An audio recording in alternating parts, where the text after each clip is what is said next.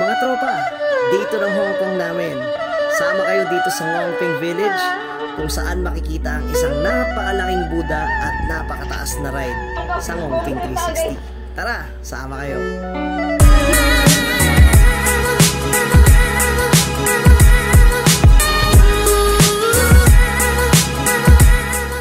Yon, good morning mga tropa. Good afternoon na pala actually.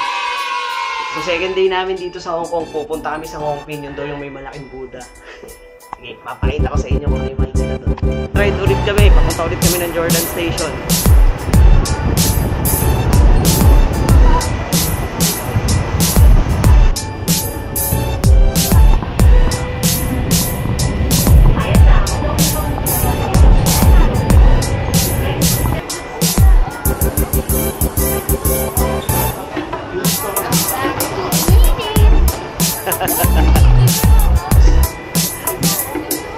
City Gate.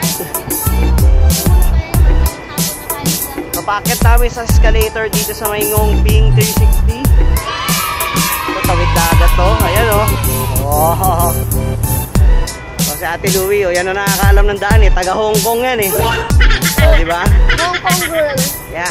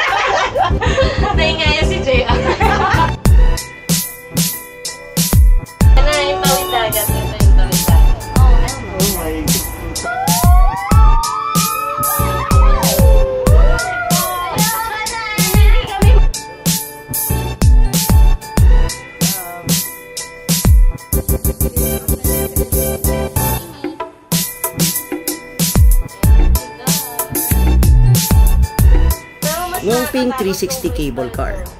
Ito lang naman ang pinakamahabang cable car ride sa buong Asia sa ngayon. Pwede kang mamili sa mga cabin nila, pwedeng standard at crystal, kung saan glass ang sahig na tinatapakan mo buong ride. Taas nun. Ang sakay mo dito ay tatagal ng hanggat 25 minuto. Sa mga oras na yan, makikita mo ang mga panoramic views ng kanilang kabundukan, dagat at kagubatan ng Lantau Island, Tung Chung Bay, North Lantau Country Park, at ang dulo ng destinasyon mo sa Ngongping Village, kung saan dito mo matatagpuan ang Polin Monastery. Ayan o. Oh, diba? Ang ganda mag-cable car o. I'm Lag, welcome to my guys. Ang ganda o. Hong Kong!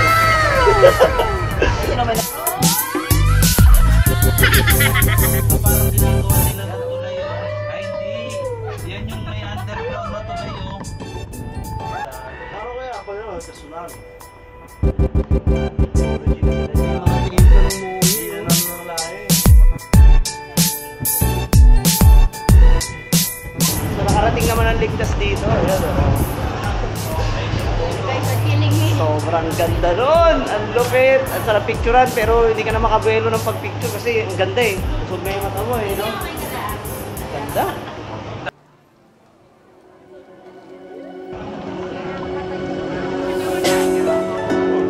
Sombrero gusto mo na gamitin?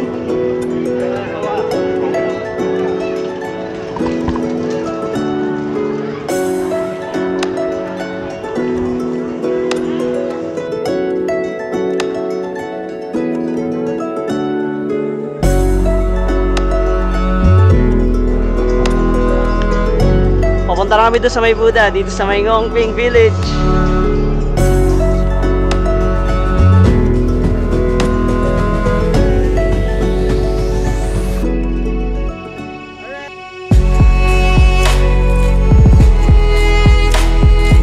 Sa Ngongping Village, makikita mo dito ang ilang tradisyonal na arkitektura ng kanilang mga gusali.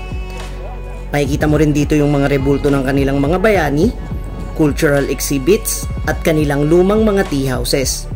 Pero sa lugar na to may mga bago na ring mga makakainan doon.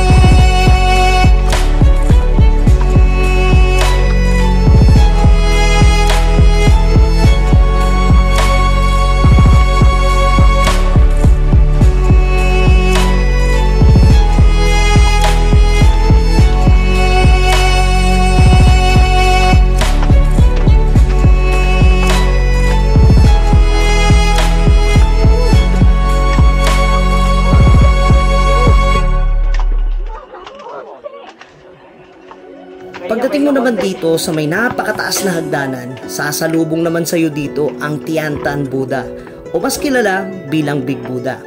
May laki kasi itong 34 meters at tong rebulto na to gawa sa bronze. Isa ito sa pinakamalaking statue ng Buddha sa buong mundo. Nasa tuktok ito ng Lantau Island at kailangan mong umakyat sa 268 steps na hagdanan bago mo siya makita ng malapitan. Pero sa taas ng inakyat mo, promise, sobrang solid ng view at super sulit ng pag-akyat mo sa dami ng makikita mo doon pa lang sa loob ng Buddha. Kasi napapasok siya mga tropa. Bawal nga lang mag-video sa loob. So, sobrang sulit, promise yan.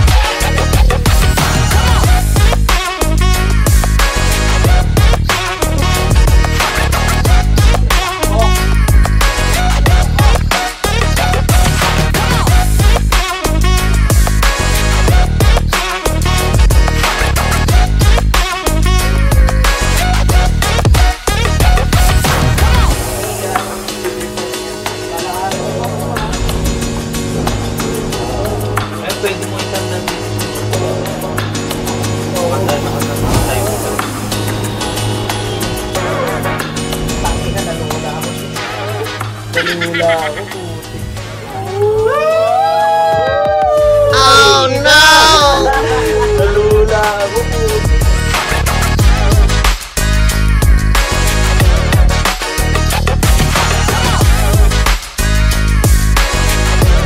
Atlas Tower.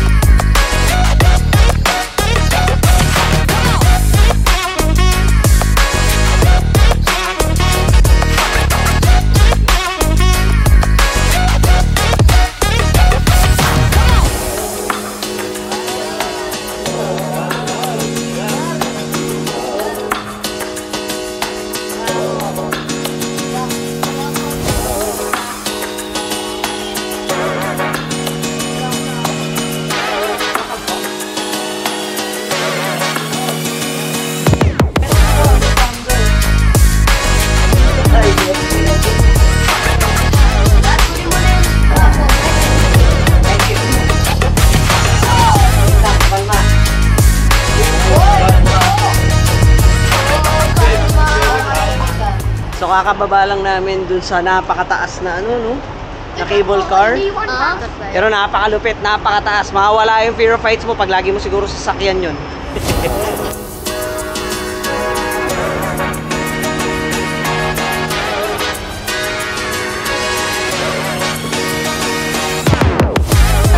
Pumasok muna kami ng City Gates.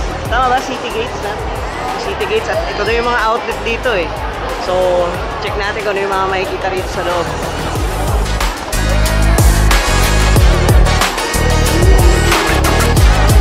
Sapatos na naman, kahinaan na naman natin.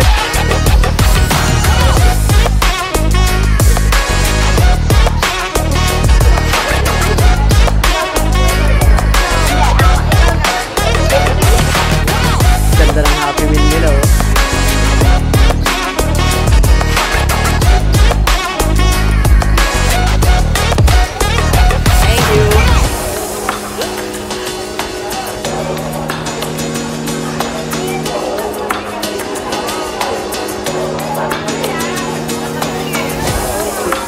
McDonald's.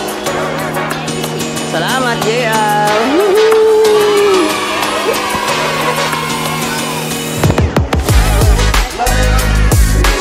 So after namin dun sa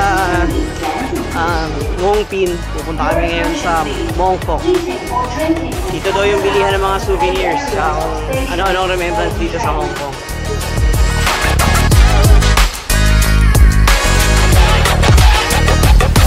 Welcome to Mongkok.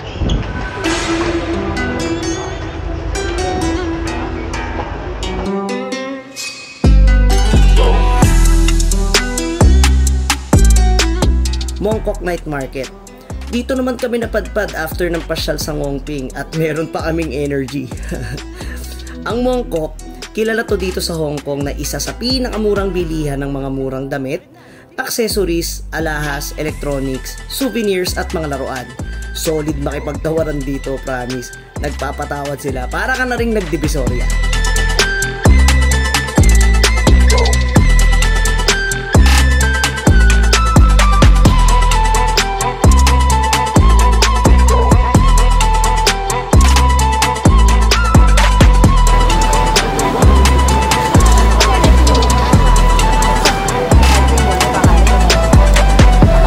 Divisoria dito sa Mongkok, pero sobrang solid. Dami namin nabili.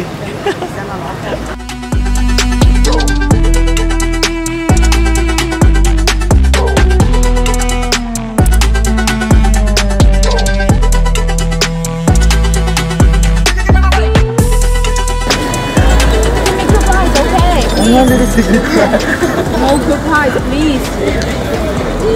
Look at all this. I told you 100 mốc phiếu.